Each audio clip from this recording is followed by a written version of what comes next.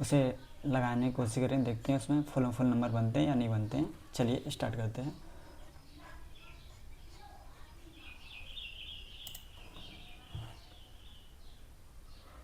यहाँ स्टार्ट करना, स्टार्ट करने के बाद आप लोग यहाँ पे आ जाओगे और आने के बाद फिर आपको नेक्स्ट करना। नेक्स्ट के बाद यहाँ पे सेलेक्ट लैंग्वेज, कौन सी भाषा आप लगाना चाहते हैं वहाँ, और इसे यहाँ पे आई डिक्लेरेशन करने के बाद आगे बढ़ जाना है। ठीक है, पहला सवाल इन्होंने दे रखा है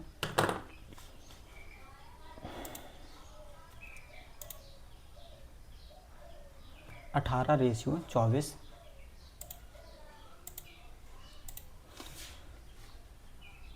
ये इधर लगा ले रहे हैं।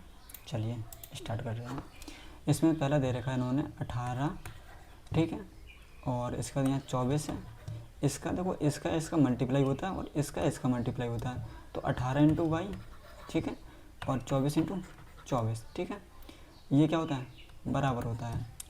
तो यहाँ पे 6 से हमने काट दिया 3 बार, और 6 से काट दिया 4 बार, और 3 से काट दिया कई बार, 8 बार। तो कितने आ जाएगा, 32।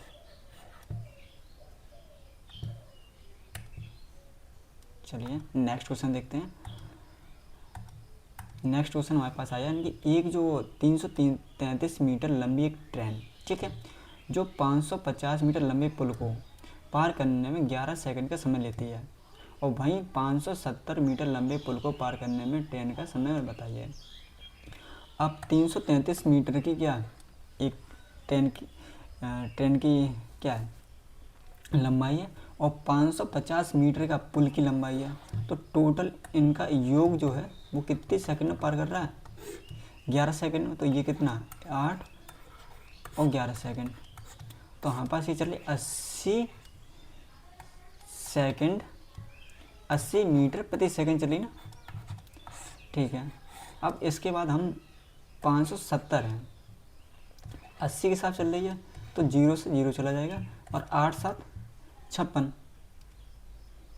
तो इससे हम किस तरीके से कर सकते हैं, ठीक है,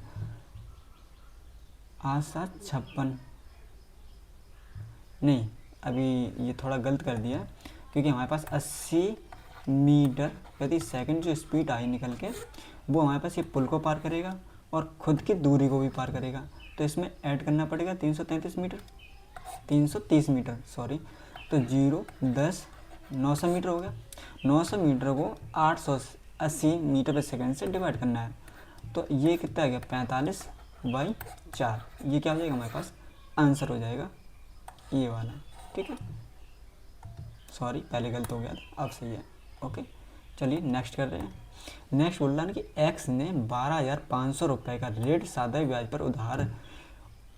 ब्याज पर उतने ही वर्षों के लिए दिया जितने वर्षों की ब्याज दर है।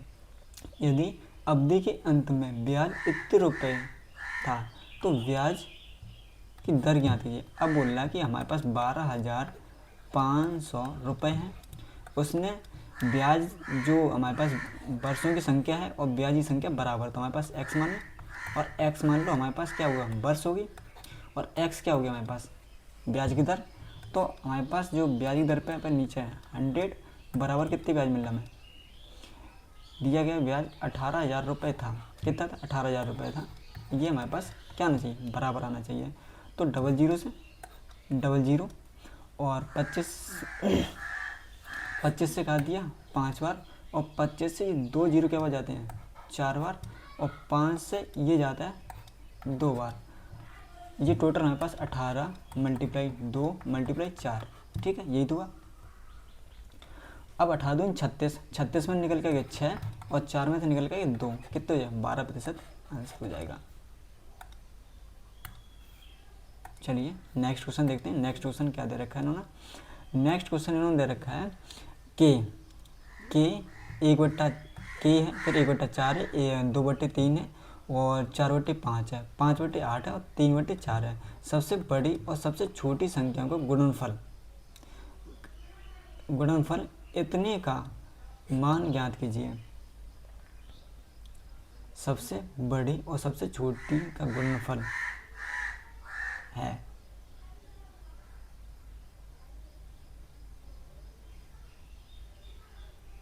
ये बोल रहा है इनमें तो सबसे बड़ी संख्या और सबसे छोटी संख्या का गुणनफल है और इतने का मान ज्ञात कीजिएगा।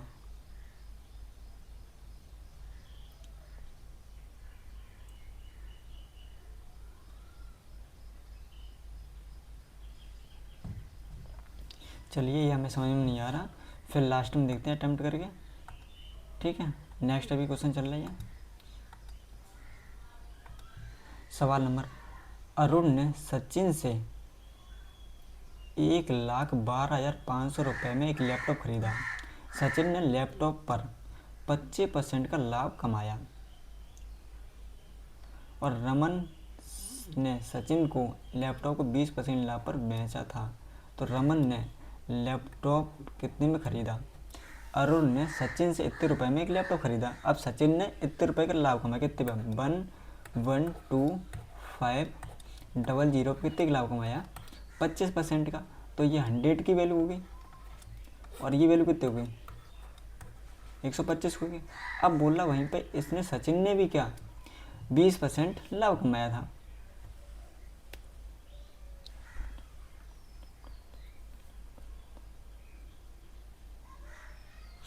तो हमारे पास ये भी 100 की वैल्यू होगी। ये लाभ है तो 120 नीचे फिर आ जाएंगे। तो ये हमारे पास 25 से 5 बार, 25 ये 4 बार। ठीक है, और 0 से 0 चला गया, ये 3 बार चला गया। ओके, अब 5 है तो 5 से ये 2 बार चला गया। ओके, और 3 है, 3 से काट दिया, 3 3 का 9 और 2 बचे, 7 21, 1 बचा, 5 हो गया और 00 और 2 है तो 00, 10, 14 15, 1, 6 1 7, 75,000 इसका क्या हुआ? Right answer. चलिए नेक्स्ट सवाल देखते हैं। नेक्स्ट सवाल बोल रहा है कि सेक एक्स प्लस के 10x बराबर कितना है? 5 है। वहीं पे हमारे पास बोला कॉसेक बाई और माइनस कॉट बाई बराबर 1/3 है। तो sec x plus cos y minus के 10x माइनस कॉट बाई का मान ज्ञात कीजिए। ठीक है, तो हम इसमें क्या कर सकते हैं बोलो? हाँ, इसमें कर सकते हैं। तो इसे अभी ठीक है, और हमारे पास सेक है एक्स प्लस की 10x बराबर 5 है। अब भाई हमारे इसे माइनस करते तो ये हमेशा उल्टा हो जाता, तो ये हो जाएगा सेक एक्स माइनस के 10x बराबर 1/5। अब इन्हें क्या कहते हैं? जोड़ दें, इससे ये चला जाएगा। ठीक है, ये 2 सेक एक्स बराबर कितना हो जाएगा? जोड़ रखा है तो इन्हें हमने 25 26/5 आ जाएगा और ये 13 हो जाएगा, 13/5। तो सेक एक्स बराबर 13/5 निकल के आ गया। ओके, इसे हम रीड कर दें। अब यहाँ लिख दें, ये आएगा सेक एक्स बराबर 13/5। ठीक है, अब वहीं पे ये बोला कॉसेक बाई माइनस की कॉट बाई बराबर कितना? 1/3 है। अब इसे प्लस करेंगे तो क्या हो जाएगा? ये ऊपर चला जाता है, तो कॉसेक बाई प्लस के कॉट बाई बराबर 3। प्लस करेंगे तो ये कट जाएंगे, तो हमारे पास कॉसेक बाई बराबर, ये जोड़ोगे तो क्या हो जाएगा? 3 3 का 9, 9 10/3, तो ये 5/3 आएगा। ठीक है, अब यहाँ से हम काट सकते हैं। हम क्या, हमारे पास सेक एक्स बराबर 13/, कितने था? 5, और इसके बाद आगे क्या था? कॉसेक बाई बराबर कितना था? कॉसेक बाई बराबर था 5/3। ठीक है, अब इन्होंने इसका मान पूछा है, तो पहले में हमारे पास 3/5 है प्लस के इसका मान 5/3 है। एक में ये हो गया, माइनस लगा दिया। ठीक है, अब चूंकि हमारे पास ये 10x और y का मान है, एक बार के लिए हम ये बना लें। एक बार ये सेक 13 था, 13 मान लो ये हो जाएगा, ये आधा होता है तो ये कितना हो जाएगा? 12 हो जाएगा। ये सेक का मान, ठीक, सेक के हिसाब से। और ये कॉसेक के हिसाब से ये क्या होता है, कॉसेक जो होता है वो कर्ण और लंब और ये 4, ठीक है। अब इसमें टेन है, तो टेन हमारे पास x है, तो टेन क्या होता है, लंब बटे आधार, लंब बटे आधार। तो हमारे पास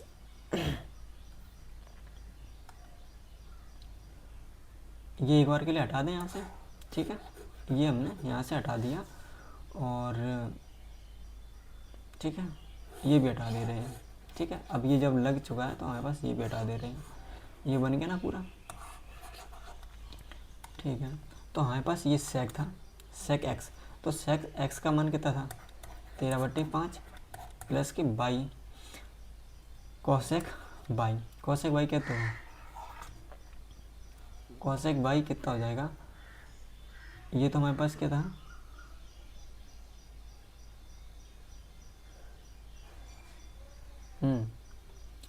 तो ये हो जाएगा 5/3 और माइनस की ये हो जाएगी लंब बटे आधार 12/5 माइनस की कॉट है, तो कॉट हो जाएगा हमारे पास आधार बाई लंब, तो आधार कितना है 4 और 3, यही तो हुआ, ठीक है। इसे हटा दो, अब सॉल्व कर लो इसे सॉल्व करा तो हमारे पास कितना हो जाएगा बोलो, ये 15 ऐसे में आ गया, 15 आया, तो 13×3 = 39 प्लस के 25/15 माइनस के, ठीक है। अब ये भी 15 हुआ, तो ये 12×36 माइनस के 20/15, ओके। तो ये कितना हुआ, माइनस करोगे तो इसमें 16 बचेंगे, ऊपर वाली हटा दें संख्या, ठीक है, ये हमने हटा दिया अभी कुछ समय के लिए। यहाँ कितना हो गया, ये हो गया 64 भाई कितना 15 माइनस के 16/15, माइनस है तो -15 नीचे आ जाएगा बराबर, और 16 इसमें घटा दो कितना हो जाएंगे बोलो 48, 3 30 हो गया 0.2, ये क्या आ जाएगा हमारे पास आंसर।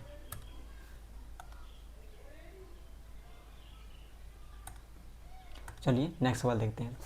निम्नलिखित कथनों पर विचार करें। यदि एक समांतर चतुर्भुज, कोई एक समांतर चतुर्भुज जिसकी 4 भुजाएं क्या होती हैं समान होती है, मान लो ये समांतर चतुर्भुज है, ठीक है, ए बी सी डी, समांतर चतुर्भुज ए बी सी डी के विकट लंबवत है, विकट क्या है लंबवत है, तो ए बी सी डी एक चतुर्भुज हो सकता है। हमें ये नहीं समझ में आ रहा तो ये नेक्स्ट मतलब कि लास्ट में अटेम्प्ट करके देखेंगे, अभी नेक्स्ट चलते हैं। एक त्रिभुज की अंतः त्रिज्या 8 सेंटीमीटर तथा इसकी भुजाओं की लंबाई का योग, भुजाओं की लंबाई का एक त्रिभुज, कोई त्रिभुज है मान लो ये त्रिभुज है, ठीक है, इसकी लंबाई का योग कितना है 125 है, ठीक है। त्रिभुज का क्षेत्रफल कितना होगा, त्रिभुज का क्षेत्रफल कितना होगा,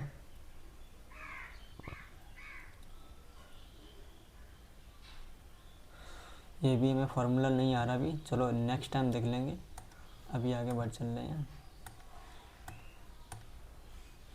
एक लड़का 16.5 किलोमीटर प्रति घंटे की गति से चल रहा है और वहीं पर 10.5 मिनट की देरी से स्कूल पहुंचता है। यदि लड़का गति बढ़ाकर 33 किलोमीटर प्रति घंटा कर देता है और 10.5 मिनट से पहले स्कूल पहुंचता है तो स्कूल पहुंचने का सही समय ज्ञात कीजिए। देखो वो 16.5 के हिसाब से चल रहा था, ठीक है, अब चल रहा 33 के हिसाब से, इनका डिफरेंस कितना आया, इनका डिफरेंस कितना आया बोलो, इनका डिफरेंस है 16.5 मल्टीप्लाई, पहले इतनी देर से पहुंच रहा और इतनी पहले से पहुंच रहा, तो 21 हो जाएगा अपॉन 60, ठीक है। इससे हमने ये काट दिया, ओके नो डाउट। अब उसके बाद 3 से काट दिया 11 बार, 3 से काट दिया 20 बार, ठीक है, और ये हो गया 11 × 11 क्या दिन 22 23/20, ठीक है, और ये 0.5/2, ठीक है। स्कूल पहुंचने का सही समय ज्ञात कीजिए।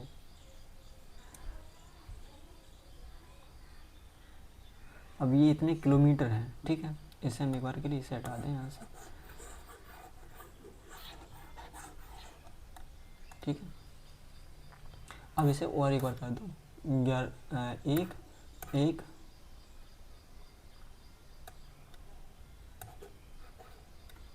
5 इतना ही तो होगा, ये तो 23 हुआ जाके, 1 हुआ, फिर 5 हो गया, ठीक है। और ये चल रहा कितना है, 16.5 के हिसाब से चल रहा है। अब ये कटेगा तो नहीं, 60 से, मिनट से मल्टीप्लाई कर दो पॉइंट से, ये मान लो यहाँ, और ये चला गया, ओके। अब 0 से 0 भी चला गया, ओके। 12 3 से कटना चाहिए, तो 3 से हमने काट दिया 2 बार, और 3 से काट दिया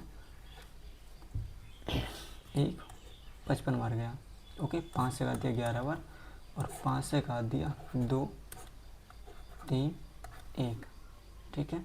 और 11 से काट दिया हमने क्या बार, 11 दिन 22, 11 11, और मल्टीप्लाई 2 कितना है,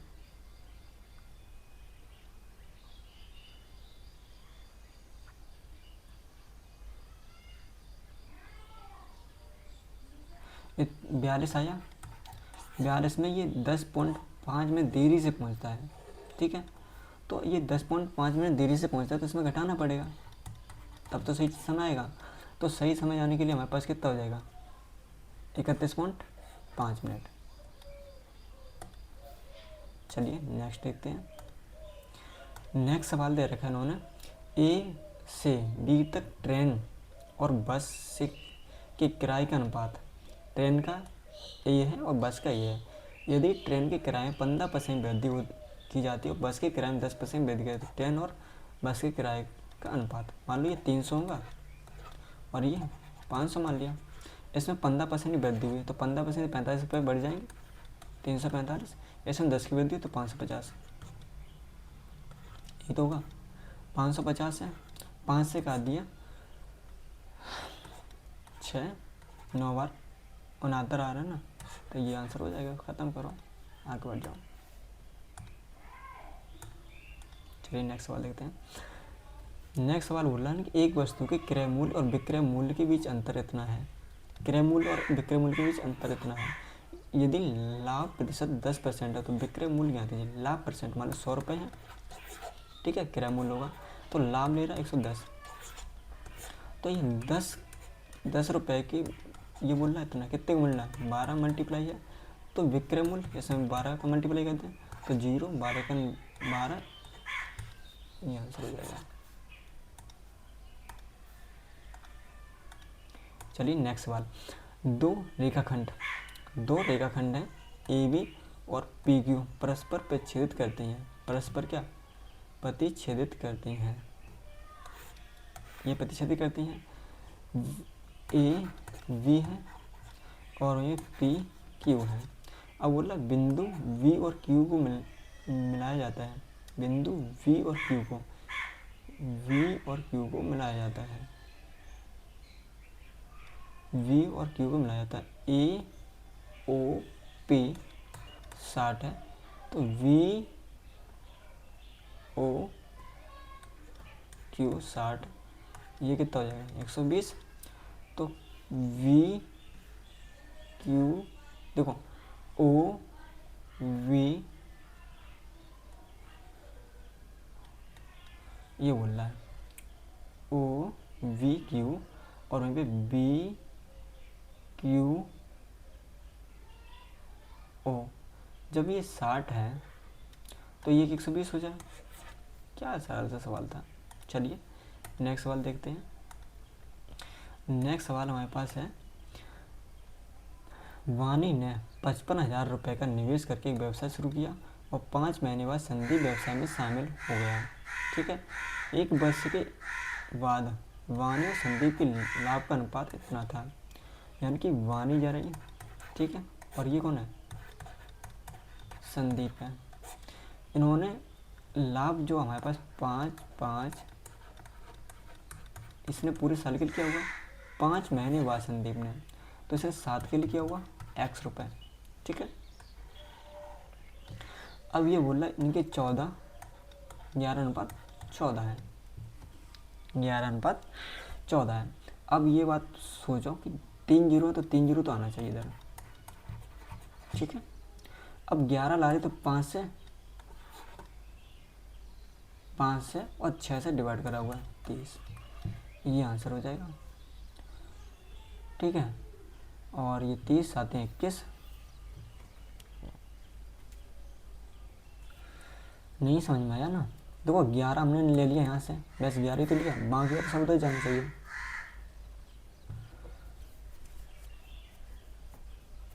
क्या गलत कर रहे हैं हम। तो 3 जीरो चले जाएंगे इधर आ गए, ओके नो डाउट।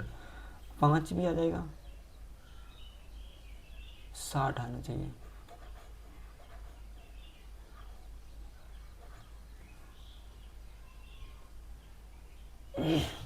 अब भी नहीं आ रहा समझ में, क्यों?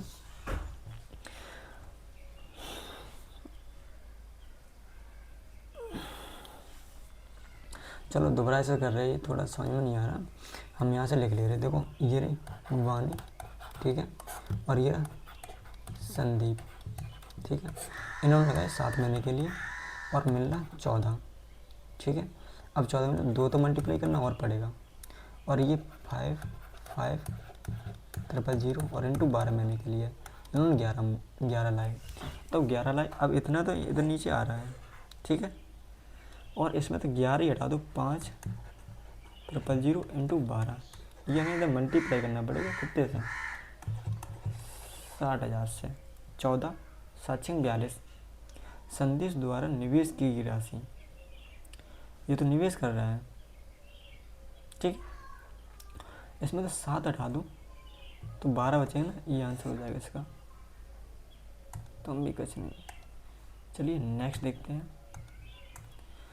नेक्स्ट बोलना नहीं 41 संख्याओं का औसत, 41 का औसत कितना देखा है, 58 दे रखा है, ओके। और 16 संख्याओं का औसत 46 है, 16 संख्याओं का औसत 46 है, और अंतिम 26 संख्याओं का औसत 66 है, 66 है। यदि शुरुआत से 16वीं संख्या हटा दी शेष संख्याओं का औसत। अब इसमें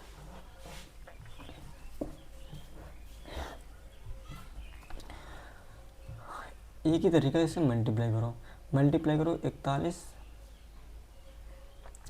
8 कितने होते हैं, 328, 32 हो गए, ठीक है। और 41 पंजे 205 और 7 3 2 8, ये टोटल निकल गया है इसका योग। अब इसमें देखो 16 छिंगा 96 होता है, 9 हो गया, 16 चौक 64 और 73, ठीक है। अब ये 132 मान लो, मल्टीप्लाई 13 कर दो, 13 दूनी 26, 13 दूनी 26, 2 हो गया, और 13 3 39, 41 4 हो गया 17, ये टोटल हुआ। तो ये टोटल करोगे तो हमारे पास 12 1 4 1 5 1 2, ठीक है। अब यहाँ से ये कितने ज़्यादा, 52 और ये 22, कितने 74 ज़्यादा है, ठीक है। अब मान लो 16वीं संख्या जो थी 74 थी हमारे पास, कितनी थी 74 थी। अब 74 इसमें से घटा दोगे, कितने बचे 2304 बचेंगे, और एक संख्या हुई 40, पॉइंट से पॉइंट हो जाएगा इधर, और 4 से 5, ठीक है 7, आंसर हमारे पास ये आ जाएगा। चलिए नेक्स्ट सवाल देखते हैं। नेक्स्ट सवाल है एल है एम है, एल जो है एम से 3 गुना अच्छा कारीगर है, एल जो है एम से 3 गुना अच्छा, ये क्या है, वर्क है, फिर टाइम का रेशियो का जाएगा, निकल उल्टा हो जाएगा, ये 3x टाइम लेगा और ये x लेगा। वे दोनों मिलकर एक कार्य को 12 दिनों में पूरा कर सकते हैं, ठीक 12 दिन में पूरा कर सकते हैं। एल अकेले उसी कार्य को कितने दिनों में पूरा करेगा, तो ये 4 का मल्टीप्लाई और एल भुजा ये इससे डिवाइड करना पड़ेगा, ये वर्क टाइम है 3 16 दिन में। नेक्स्ट सवाल देखते हैं, बाई का 2/3 बराबर हमारे पास है जेड का 8/15। 3 से काट दिया 5 बार, ये चला गया 4 बार, तो y का मान आया 5, z का मान आया नहीं, y का मान आया 4, z का मान है 5, तो 4 5।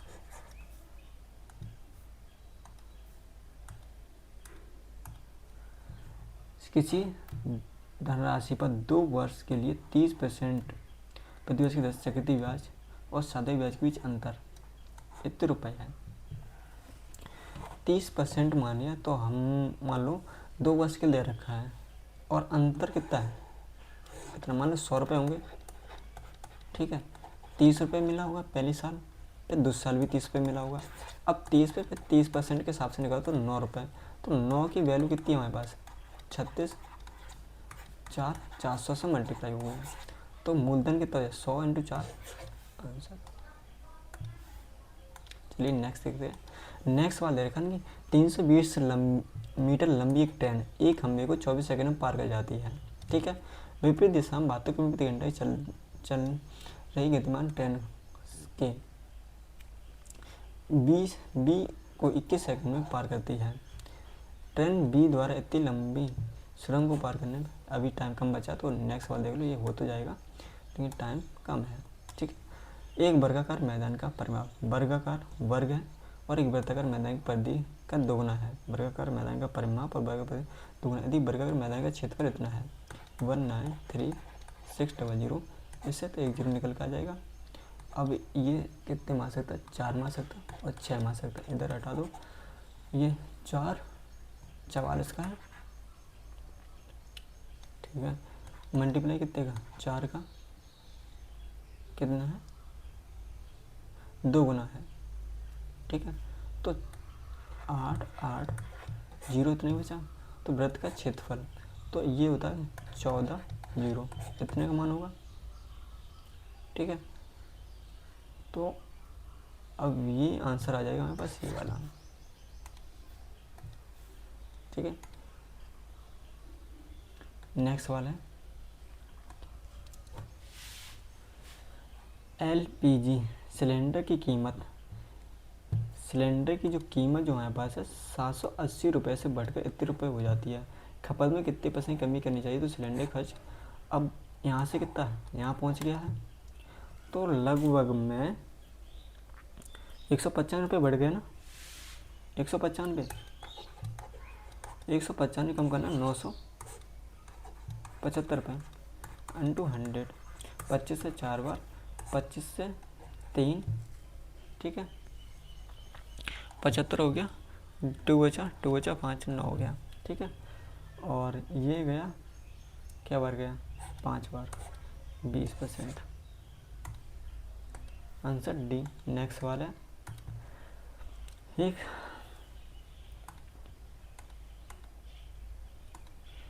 एक आयत की लंबाई और चौड़ाई का अनुपात इतना है, ठीक है, और आयत के विकर्ण की लंबाई इतनी है, तो आयत का क्षेत्रफल ज्ञात कीजिए। तो ये 48 हो जाएगा और ये हमारे पास हो जाएगा 14, मल्टीप्लाई करना पड़ेगा, ठीक है। मल्टीप्लाई कर दो, 14 8 112, 14 चौगु 56, 14 चौगु 56 और 11, 56 11 कितने होते हैं, ये आंसर है। नेक्स्ट सवाल है, पहली 14 पूर्ण संख्याओं का औसत, पहली 14 पूर्ण संख्या बोली है 6.5।